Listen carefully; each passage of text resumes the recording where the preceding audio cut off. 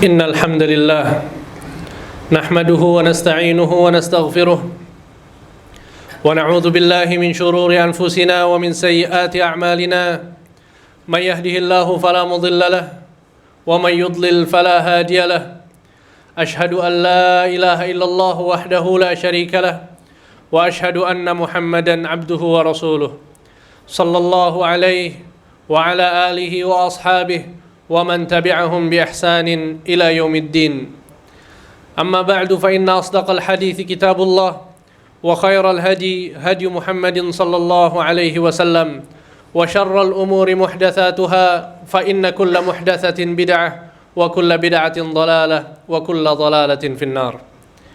Ma'asyiral muslimin rahimani wa rahimakumullah jami'an. Ketahuilah bahwa perintah terbesar yang Allah Subhanahu wa taala wajibkan kepada seluruh manusia adalah agar mereka senantiasa bertakwa kepada Allah. Allah Subhanahu wa taala berfirman, "Walaqad wassayna alladhina utul kitaba min qablikum wa iyyakum an ittaqullah." Sungguh telah kami wasiatkan kepada orang-orang yang datang sebelum kalian dari kalangan ahli kitab, sebagaimana kami wasiatkan kepada kalian semua agar senantiasa bertakwa kepada Allah. Hadirin salat Jumat yang dimuliakan Allah, ketahuilah bahwa dosa terbesar di dalam agama Islam adalah menduakan Allah Subhanahu wa taala. Pada saat seseorang berbuat kesyirikan kepada Allah Subhanahu wa taala, dosa ini adalah dosa yang paling besar, yang tidak ada dosa lain yang lebih besar daripada kesyirikan. Abdullah bin Mas'ud radhiyallahu anhu wa ardhah pernah bertanya kepada Nabi Muhammad sallallahu alaihi wasallam, "Ayyu dzambi a'zam?" Wahai Rasulullah, apa dosa yang paling besar? Maka Nabi sallallahu alaihi wasallam mengatakan, "Antaj'ala lillahi niddan wa huwa khalaqak." Engkau menduakan Allah dalam beribadah padahal Allah yang menciptakanmu. Sehingga di dalam Al-Quran dan Sunnah banyak sekali penjelasan tentang rincian kesyirikan yang harus dihindari oleh setiap manusia. Sehingga dalam Al-Quran Allah Subhanahu wa ta'ala mengatakan, menjelaskan tentang bahaya kesyirikan. Innahu man yushrik billah faqad harramallahu alaihil jannah wa ma'wahun nar wa ma lidzalimina min ansar. Sesungguhnya barang siapa yang berbuat kesyirikan kepada Allah, Allah Subhanahu wa ta'ala mengharamkan atasnya surga dan tempat kembalinya adalah neraka dan tidak ada penolong bagi orang-orang yang berbuat zalim. Kemudian dalam ayat lain Allah Subhanahu wa ta'ala mengatakan, menjelaskan tentang bahaya kesyirikan. Innallaha la yaghfiru ay yushraka bih wa yaghfiru ma duna dzalika liman yasha. Sesungguhnya Allah Subhanahu wa taala tidak mengampuni dosa kesyirikan dan Allah mengampuni dosa-dosa selain kesyirikan bagi orang-orang yang Allah kehendaki. Para ulama menjelaskan maksud dari kesyirikan yang tidak diampuni adalah pada saat seseorang melakukannya dan dia tidak bertaubat kepada Allah Subhanahu wa taala sampai akhir hayatnya. Sehingga semangat Rasulullah sallallahu alaihi wasallam untuk menjelaskan bahaya kesyirikan sangatlah banyak. Ada ratusan hadis di mana Nabi sallallahu alaihi wasallam menjelaskan tentang bahaya kesyirikan beserta rincian bentuk-bentuk kesyirikan yang harus dihindari oleh setiap manusia. Sehingga pada kesempatan kali ini khatib akan menjelaskan tentang satu bentuk kesyirikan yang Nabi sallallahu alaihi wasallam telah menjelaskan hukumnya dan mewanti-wanti kaum muslimin jangan sampai terjerumus dalam kesyirikan ini. Akan tapi yang disayangkan adalah sebagian kaum muslimin masih tidak mengetahui hukum tentang bentuk kesyirikan yang satu ini, sehingga tidak sedikit di antara mereka yang terjerumus dalam dosa syirik yang satu ini. Dosa kesyirikan yang ingin kita pelajari bersama pada khutbah kali ini adalah kesyirikan ketika seseorang menggunakan jimat. Sebagaimana yang kita ketahui bahwa sebagian kaum muslimin masih percaya kepada jimat, sehingga mereka menggunakan jimat sebagai cincin atau gelang atau kalung atau kertas yang dituliskan mantra-mantra kemudian diletakkan di sakunya dengan berbagai macam bentuknya. Sebagian menggunakan jimat untuk melariskan dagangannya, sebagian menggunakan jimat untuk menarik hati wanita yang dia sukai, sebagian menggunakan jimat untuk menolak bala dan mara bahaya dari dirinya. ketahuilah bahwa praktek menggunakan jimat ini dilakukan oleh orang-orang jahiliyah ketika Nabi Shallallahu Alaihi Wasallam berdakwah kepada mereka. Maka pada kesempatan kali ini, khatib akan menjelaskan 5 hadis yang pernah diucapkan oleh Nabi Muhammad Shallallahu Alaihi Wasallam tentang perkara menggunakan jimat. Hadis yang pertama adalah hadis yang dibawakan oleh seorang sahabat yang bernama Uqbah bin Amir al-Juhani radhiyallahu anhu wa ardhah. Beliau bercerita bahwa ada 10 orang yang datang menemui Nabi Shallallahu Alaihi Wasallam ingin masuk ke dalam Islam dan membaiat Rasulullah Shallallahu Alaihi Wasallam. Maka 10 orang ini menghadap kepada Nabi, satu persatu di antara mereka maju bersalaman dengan Nabi Shallallahu Alaihi Wasallam, masuk ke dalam agama Islam dan membaiat Rasulullah Shallallahu Alaihi Wasallam. Maksud dari baiat adalah janji untuk setia dan taat kepada Nabi Muhammad Shallallahu Alaihi Wasallam dengan seluruh aturan Islam yang berlaku. Maka orang yang pertama maju, masuk ke dalam Islam dan membaiat Rasulullah. Orang yang kedua pun sama, masuk ke dalam Islam, membaiat Rasulullah. Kemudian orang yang ketiga, keempat, kelima, sampai 9 orang, semuanya telah membaiat Rasulullah Sallallahu Alaihi Wasallam. Pada saat orang yang ke-10 maju menghadap Nabi Sallallahu Alaihi Wasallam, menjulurkan tangannya, tiba-tiba Nabi Sallallahu Alaihi Wasallam mundur dan menolak baiat dari orang tersebut. Perhatikan bagaimana sikap Rasulullah Sallallahu Alaihi Wasallam kepada orang ini. Sungguh mengherankan, sehingga seorang sahabat yang menyaksikan hal tersebut mengatakan kepada Nabi Sallallahu Alaihi Wasallam, "Qad bay'ata tis'an wa baqiya wahidan." Wahai Rasulullah, 9 orang sudah membaiatmu, masih tersisa 1 orang lagi. Kenapa engkau menolaknya? Apa kata Nabi Sallallahu Alaihi Wasallam? Beliau mengatakan, "Inna alaihi tamimah." Orang ini pakai jimat. Subhanallah. Lihat bagaimana respon Nabi Shallallahu Alaihi Wasallam kepada seseorang yang menggunakan jimat.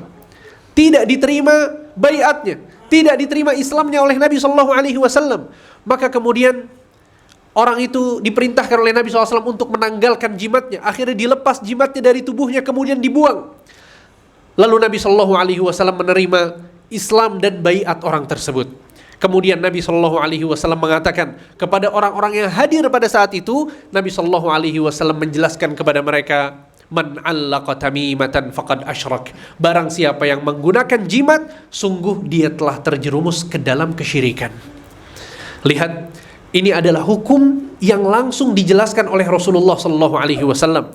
Bukan dijelaskan oleh seorang tokoh agama, bukan dijelaskan oleh seorang ustaz, akan tapi Nabi Muhammad Shallallahu Alaihi Wasallam langsung yang menjelaskan tentang hukum menggunakan jimat ini. Ini adalah hadis yang pertama. Kemudian hadis yang kedua adalah hadis yang dibawakan oleh Abdullah bin Mas'ud radhiyallahu anhu arda, seorang sahabat yang mulia. Beliau mengatakan, sesungguhnya Rasulullah sallallahu alaihi wasallam bersabda, "Innar ruqa wat tamaima wat tiwalata syirkun." Sesungguhnya jampi-jampi, jimat-jimat, santet-santet, seluruhnya adalah kesyirikan.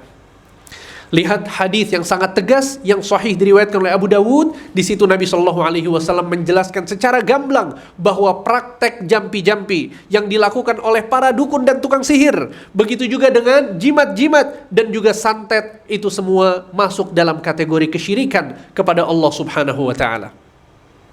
Kemudian hadis yang ketiga adalah hadis yang dibawakan oleh seorang sahabat Nabi yang bernama Imran bin Husain radhiyallahu anhu arda. Beliau bercerita bahwa ada seseorang bertemu Nabi Shallallahu Alaihi Wasallam dalam kondisi dia menggunakan gelang. Dalam kondisi dia menggunakan gelang, maka Nabi Shallallahu Alaihi Wasallam bertanya kepadanya, "Ma hadhihi?" Apa yang kau gunakan ini? Maka orang ini mengatakan, "Minal wahinah." Ini adalah gelang yang aku gunakan untuk meredakan sakit yang ada di bagian lenganku.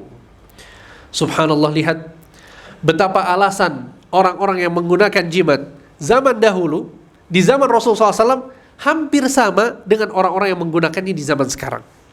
Sebagian orang menggunakan jimat karena alasan medis, karena dia ingin menghilangkan penyakit rematik yang ada di tubuhnya, dan seterusnya. Penyakit-penyakit diyakini bahwa itu bisa hilang pada saat seseorang menggunakan jimat-jimat yang dikalungkan atau dijadikan gelang atau dijadikan cincin dan lain sebagainya. Lihat, alasannya sama. Maka yang kita ingin ketahui adalah apa respon Nabi Shallallahu Alaihi Wasallam. Apakah jika alasannya karena medis, kemudian Nabi SAW membolehkan menggunakan jimat?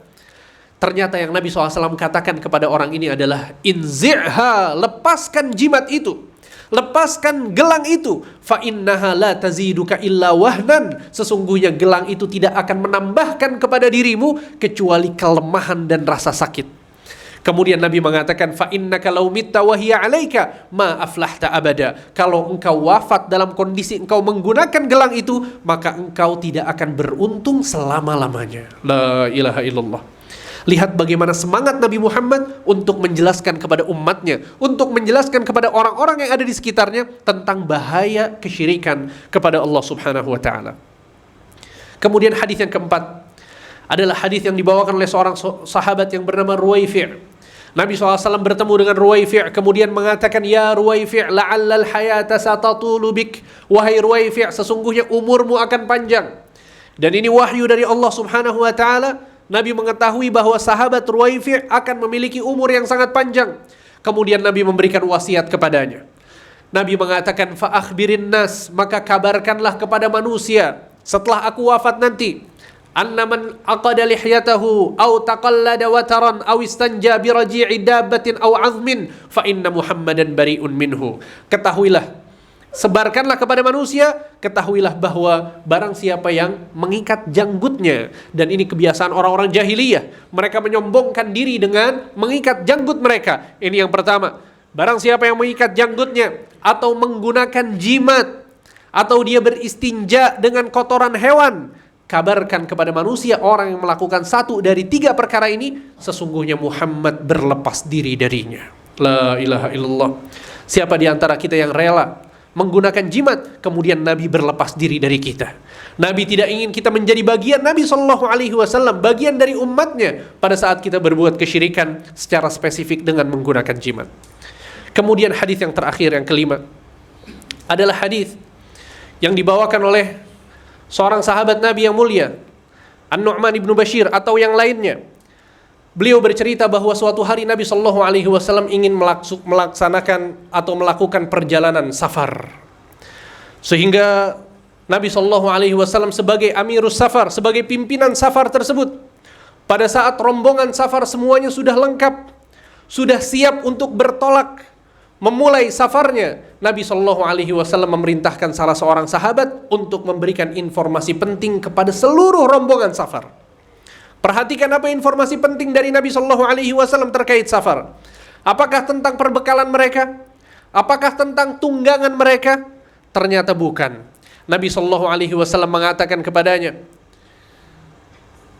alla yabqayanna fi raqabati ba'irin qiladatun aw qiladatun min watarin illa quti'at. Kabarkan kepada seluruh rombongan safar, jika masih ada yang menggunakan jimat di leher unta-unta mereka, maka seluruhnya harus dicabut dan dibuang.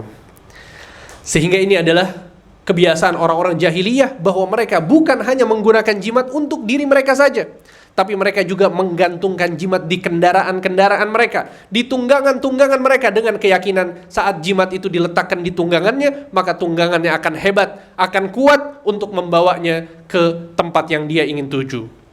Sehingga lihat bagaimana perhatian Rasulullah SAW terhadap sahabat-sahabatnya, terhadap umatnya pada saat mau bersafar. Jangan sampai ada yang berbuat kesyirikan. Barakallahu li wa lakum fil Qur'anil azim wa nafa'ani wa iyyakum bima fihi minal ayati wadh dzikril hakim. Aqulu qawli hadza wa astaghfirullah li wa lakum wa li sa'iril muslimina min kulli dhanb fastaghfiruhu innahu huwal ghafurur rahim. Alhamdulillah wassalatu wassalamu ala Rasulillah wa ala alihi wa ashabihi wa mawalah wa la hawla wa la quwwata illa billah, amma ba'd. Hadirin salat Jumat yang dimuliakan Allah. Di khutbah yang pertama tadi, khatib telah menyampaikan 5 hadis dari Nabi Muhammad SAW terkait hukum menggunakan jimat. Sehingga sangat gamblang penjelasan Rasul SAW bahwa jimat adalah terlarang dan dia bagian dari praktek-praktek kesyirikan yang harus kita hindari. Kemudian apa yang harus kita lakukan kalau ternyata kita belum tahu hukum ini kecuali hari ini? Kemudian kita terlanjur menggunakan jimat dan percaya kepadanya. Yang pertama kali harus kita lakukan adalah bertaubat kepada Allah Subhanahu wa taala. Ketahuilah, sebesar apapun dosa seseorang, seberat apapun kesalahan yang dia lakukan, itu semua bisa dihapuskan asalkan dia mau bertaubat kepada Allah Subhanahu wa taala.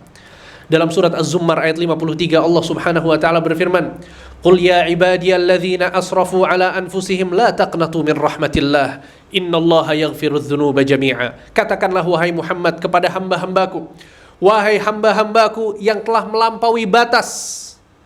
Maksudnya adalah melakukan dosa yang sangat besar, yang sangat berat, yang sangat banyak. Allah mengatakan la taqnatu min rahmatillah, janganlah kalian putus asa terhadap rahmat Allah. Di akhir ayatnya Allah mengatakan innallaha yaghfirudz dzunuba jami'a. Sesungguhnya Allah menghapuskan seluruh dosa. Kata para ulama, maksud dari ayat ini adalah bahwa Allah akan menghapuskan seluruh dosa bagi orang-orang yang bertaubat kepadanya. Apapun dosanya, walaupun itu adalah kesyirikan. Kalau seseorang melakukan kesyirikan kemudian dia bertaubat kepada Allah dengan jujur, maka dosa-dosanya akan dihapuskan oleh Allah Subhanahu wa taala. Dalam hadis lain Nabi sallallahu alaihi wasallam mengatakan, "Innat taubata tajubbu ma qablaha." Sesungguhnya bertaubat kepada Allah bisa menghapuskan seluruh dosa yang pernah dia lakukan sebelum bertaubat. Sehingga itu yang pertama yang harus kita lakukan. Kemudian yang kedua, sebagai bentuk taubat kita musnahkan jimat tersebut. Jika bentuknya adalah cincin atau kalung atau kertas, maka silahkan dibakar dan dihancurkan kemudian dimusnahkan. Lalu perlu diketahui bahwa agama Islam adalah agama yang solutif. Pada saat Islam melarang kita untuk menggunakan jimat, ternyata Islam telah mengajarkan kepada kita zikir, wirid, dan doa-doa yang bisa kita baca agar kita bisa mendapatkan manfaat dan menolak mara bahaya dari diri kita. Karena pada saat kita bertanya kepada orang yang menggunakan jimat, apa tujuannya? Jawabannya adalah dia ingin mendapatkan sebuah manfaat atau ingin menolak bala, menolak mudarat dari dirinya. Maka ketahuilah bahwa yang mendatangkan manfaat dan menolak mudarat hanyalah Allah Subhanahu wa taala. Nabi sallallahu alaihi wasallam mengatakan, wa'lam anna al-ummata law ijtama'at ala an yanfa'uka bi syai'in lam yanfa'uka illa bi syai'in qad katabahu Allahu lak. Ketahuilah jika seluruh manusia berkumpul untuk memberikan manfaat kepadamu, niscaya mereka tidak bisa memberikan manfaat kepadamu kecuali sekedar apa yang Allah izinkan agar manfaat itu sampai kepadamu. Walau ijtama'u ala an yadhurruka bi syai'in lam yadhurruka illa bi syai'in qad katabahu Allahu 'alaik. Dan jika mereka semua berkumpul untuk memberikan mudarat kepadamu, ketahuilah mereka tidak bisa memberikan mudarat kecuali sekedar apa yang Allah izinkan agar mudarat itu sampai kepadamu. Sehingga Allah Subhanahu wa taala yang memberikan segala kebaikan dan Allah yang menangkal untuk kita semua segala macam keburukan. Sehingga Nabi sallallahu alaihi wasallam mengajarkan kita berbagai macam zikir dan wirid. Di antaranya adalah Nabi mengatakan, barang siapa yang membaca qul huwallahu ahad, qul a'udzu birabbil falaq, qul a'udzu birabbin nas di pagi dan sore hari sebanyak 3 kali, maka itu semua akan mencukupkan urusannya dari segala macam kebaikan yang harus dia dapatkan dan keburukan yang dia ingin menghindar darinya. Kemudian dalam hadis lain Nabi SAW mengatakan, barang siapa yang membaca di pagi hari 3 kali, Bismillahilladzi la yadhurru ma'asmihi syai'un fil ardi wala fis sama' wa huwas sami'ul alim, maka dia tidak akan terkena keburukan sampai sore hari.